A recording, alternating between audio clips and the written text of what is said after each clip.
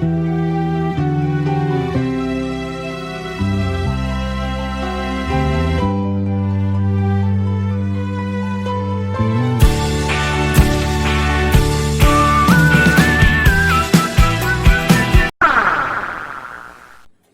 sebelumnya Assalamualaikum warahmatullahi wabarakatuh.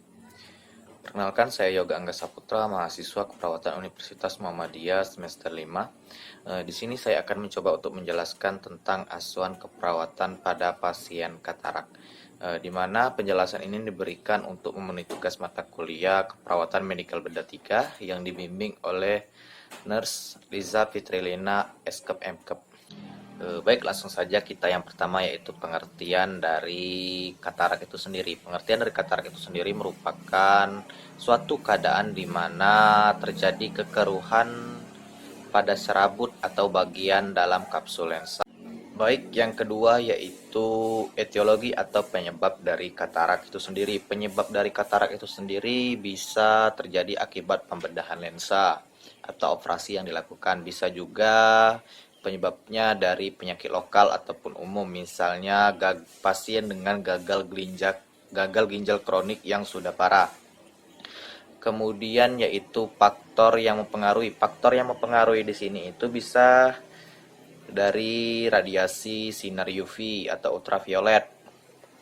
Bisa juga dari obat-obatan, mengkonsumsi alkohol, bisa juga dengan merokok. Nah, bagi teman-teman yang merokok itu bisa untuk dihentikan ya, karena ini bisa menyebabkan kesehatan kita menjadi terganggu.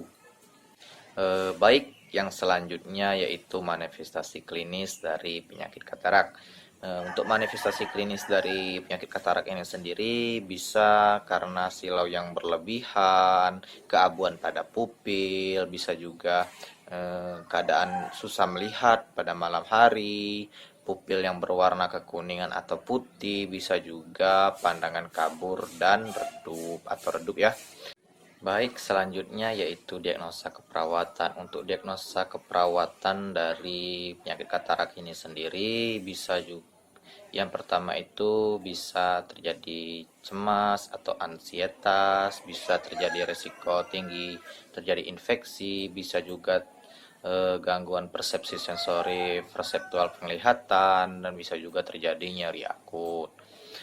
Baik, untuk selanjutnya yaitu saya akan menjelaskan pathway dari penyakit katarak ini sendiri, yang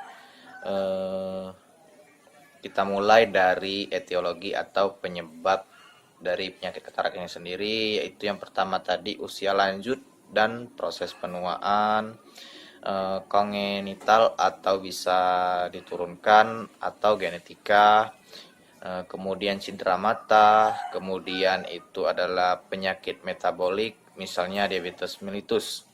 Nah, kemudian dari keempat penyebab katarak ini sendiri, dia nukleus akan mengalami perubahan warna menjadi coklat kekuningan. Kemudian dari coklat kekuningan ini terjadi perubahan fisik atau perubahan pada serabut halus multifly atau zunula yang memanjang dari badan sealer sekitar daerah lensa. Kemudian akan terjadi hilangnya transparansi lensa. Baik, dari hilangnya transparansi lensa ini akan menjadi perubahan kimia dalam protein lensa, akan terjadi perubahan kimia dalam protein lensa. Kemudian akan terjadi koagulasi, kemudian akan mengabut pandangan. Nah, dari mengaburkan pandangan ini akan terjadi gangguan penerimaan sensori atau status organ indera. Kemudian muncullah masalah keperawatan resiko cedera. Kemudian dari gangguan penerima sensori atau status organ indera ini akan terjadi penurunan ketajaman penglihatan. Kemudian barulah muncullah masalah keperawatan gangguan persepsi sensori perseptual penglihatan. Kemudian kita kembali lagi ke mengaburkan pandangan ini. Nah, dari mengaburkan pandangan ini akan terjadi atau terputusnya protein lensa disertai influx air ke dalam lensa. Kemudian akan terjadi usia meningkat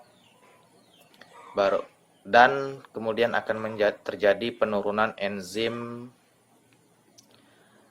Kemudian akan terjadi degenerasi pada lensa, barulah akan menyebabkan katarak. Nah, dari katarak ini akan dilakukan operasi. Nah, pada selesai terjadinya dilakukan operasi akan menyebabkan nyeri akut.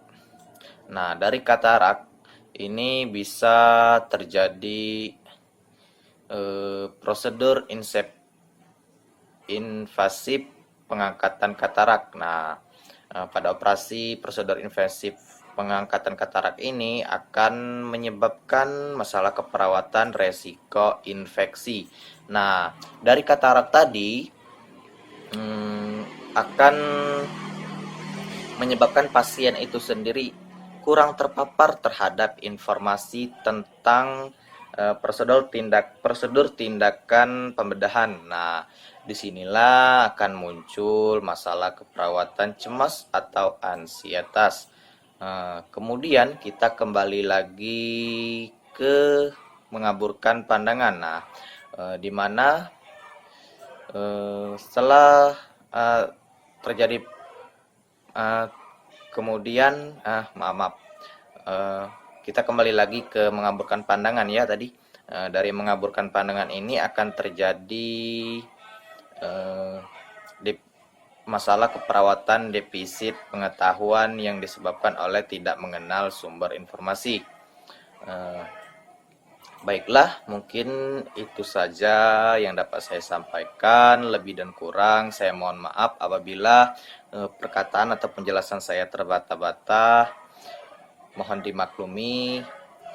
Lebih dan kurang saya mohon maaf. Saya akhiri bila bisa bilil haq fastabiqul khairat. Wassalamualaikum warahmatullahi wabarakatuh. Salam sehat.